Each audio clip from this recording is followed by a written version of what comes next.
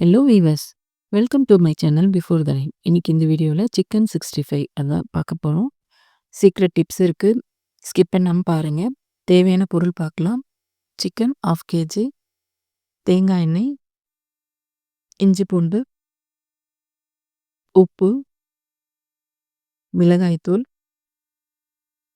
சோள மாவு, முட்டை, சீரகத்தூள், மிளகுத்தூள், மஞ்சள் தூள். இப்போ அந்த சிக்கனில் ஒரு முட்டையை சேர்த்துக்கலாம்.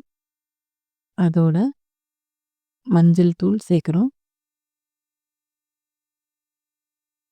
இதுக்கப்புறம் வறுத்து பொடி பண்ண சீரகத்தூள் சேர்க்குறோம்.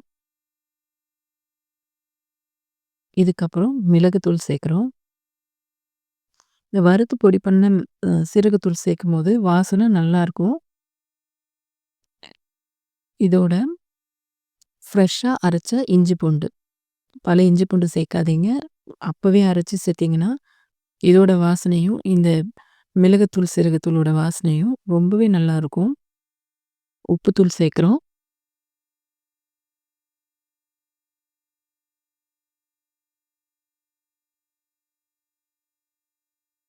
இதோட காஷ்மீர் மிளகாய் தூள் அதை சேர்த்துக்கலாம். கொஞ்சம் கலர் நல்லாயிருக்கும்.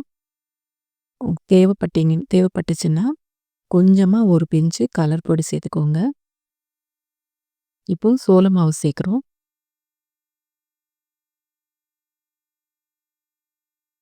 இதோட நம்ம கொஞ்சம் தேங்காய் எண்ணெய் சேர்க்க போகிறோம். இதுதான் இதோட சீக்ரெட்டு. இந்த தேங்காய் எண்ணெய் சேர்த்து செய்யும் போது உண்மையிலேயே இந்த சிக்கன் 65 வந்து வாசனை வேறு லெவலில் இருக்கும். நீங்களும் ட்ரை பண்ணி பாருங்கள். ஃபுல்லாகவே நம்ம வந்து கோகோனட் ஆயிலில் ஃப்ரை பண்ண மாதிரி இருக்கும் டேஸ்ட்டு. கோகோனட் ஆயிலில் ஃப்ரை பண்ணால் நல்லாயிருக்கும். ஸோ எல்லாமே கோகோனட் ஆயிலில் ஃப்ரை பண்ண முடியாது அப்படின்னும் போது நம்ம இந்த மாதிரி மிக்ஸ் பண்ணும்போது கொஞ்சம் கோகோனட் ஆயில் சேர்க்கும் போது அதோட டேஸ்ட்டும் ஃப்ளேவரும் நல்லாயிருக்கும். இதை நம்ம அப்படியே ஒரு 1/2 மணி நேரம் ஃப்ரீசரில் ஃப்ரீஸ் பண்ணிவிடுங்க. ஸ்டவ் ஆன் பண்ணி ஒரு கடாய் வச்சுக்கோங்க. சிக்கன் 65 பொறுத்த வரைக்கும் எண்ணெயில் சிக்கன் வந்து மூழ்கி வேகணும். அப்போ தான் சீக்கிரம் வேகும், நல்லாவும் இருக்கும். ஸோ போதுமான அளவு எண்ணெய் சேர்த்துக்கோங்க. ரொம்ப எண்ணெய் வந்து வேஸ்ட் ஆகுது அப்படின்னு நினச்சிங்கன்னா சின்ன கடாய் எடுத்துகிட்டு கொஞ்சமாக எண்ணெய் ஆட் பண்ணி 2 பேட்சாக ஃப்ரை பண்ணி எடுத்துக்கோங்க. இப்போ நான் அப்படி தான் பண்ணுறேன். நம்ம இந்த 1/2 kg சிக்கனை 2 பேட்சாக தான் ஃப்ரை பண்ணி எடுக்க போகிறோம்.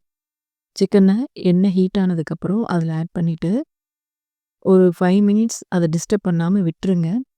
அதுக்கப்புறமா பிரட்டி விடுங்க. அப்படி செய்யும்போது அதோட கோட்டிங் வந்து எண்ணெயில் மிக்ஸ் ஆகாமல் நல்லாயிருக்கும். இப்போ சிக்கன் வெந்துருச்சு. நம்ம மேரினேட் பண்ணதுனால ஈஸியாக வெந்துடும். நல்லா ஜூஸியாகவும் இருக்கும், சாஃப்டாகவும் இருக்கும்.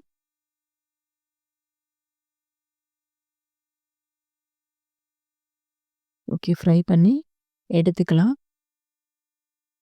சிக்கன் 65 இல்லாத பிரியாணியே கிடையாது. ஸோ பிரியாணி செய்யும் போதெல்லாம் சிக்கன் 65 நம்ம செய்கிறோம். செகண்ட் பேட்ச் வந்து நம்ம இப்போ போடுறோம்.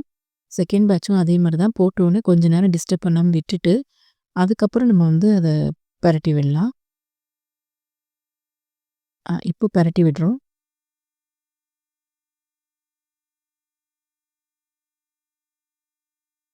எண்ணெயிலே மூழ்கி வேகிறதுனால சீக்கிரமாக குக் ஆகிடும். ரெடி ஆகிடுச்சு நம்மளோட நெக்ஸ்ட் பேட்சும். சிக்கன் 65 எப்போவுமே சாஃப்டாக வேணும், சாஃப்டாக வரணும் அப்படின்னு நினச்சிங்கன்னா சிக்கனை வந்து 1 டே பிஃபோராக வாங்கி நல்லா வாஷ் பண்ணிவிட்டு ஃப்ரிட்ஜில் வைக்கக்கூடாது, ஃப்ரீசரில் போட்டு நல்லா ஃப்ரீஸ் பண்ணிவிடுங்க. அடுத்த நாள் எடுத்து வெளியே வச்சுட்டு அந்த ஃப்ரீஸ் ஆனதெல்லாம் போனதுக்கப்புறம் நம்ம இப்போ ஆட் பண்ண அந்த மசாலாஸ் எல்லாம் ஆட் பண்ணி நீங்கள் செய்யும்போது சிக்கன் 65 வந்து எவ்வளோ நாறு கறியாக இருந்தாலும் சரி நல்ல ஒரு சாஃப்டாக ஆகிடும். டேஸ்ட்டும் நல்லாயிருக்கும். சப்ஸ்கிரைப் பண்ணாதவங்க சப்ஸ்கிரைப் பண்ணிக்கோங்க. தேங்க்யூ.